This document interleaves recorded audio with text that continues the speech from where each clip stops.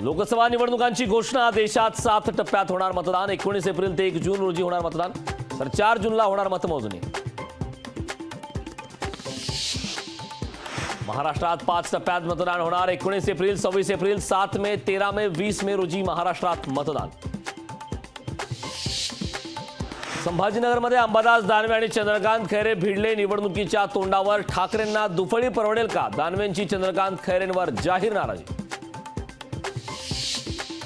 एकूण रोख्यांच्या 30% पैसे भाजपला मिळाले, 70% पैसे इतर पक्षांना मिळाले. राहुल गांधी काँग्रेसला मिळालेले पैसे परत करणार का? फडणवीसांचा राहुल गांधींना थेट सवाल. उद्धव ठाकरेंना नंदुरबारमध्ये धक्का बसण्याची शक्यता. आमदार आमशा पाडवी शिवसेनेत प्रवेश करणार. लोकशाही मराठीला विश्वसनीय सूत्रांची माहिती.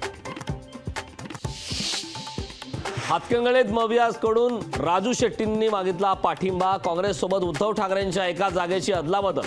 सांगलीच्या मोबदल्यात कोल्हापूरची जागा काँग्रेसला देणार.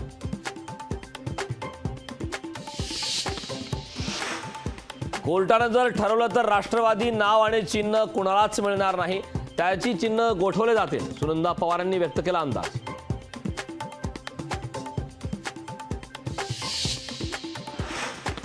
पश्चिम बंगाल, महाराष्ट्र आणि तेलंगणातून सर्वाधिक रोखे खरेदी. पश्चिम बंगालमधील कंपन्यांकडून 2382 कोटींचे रोखे खरेदी, तर महाराष्ट्रातून 2258 कोटींचे निवडणूक रोखे खरेदी. मनी लॉन्ड्रिंग प्रकरणात बीआरएस नेत्या के कविता यांना 23 मार्चपर्यंत ईडी कोठडी. दिल्ली न्यायालयाने सुनावली नेत्या के कविता यांना कोठडी.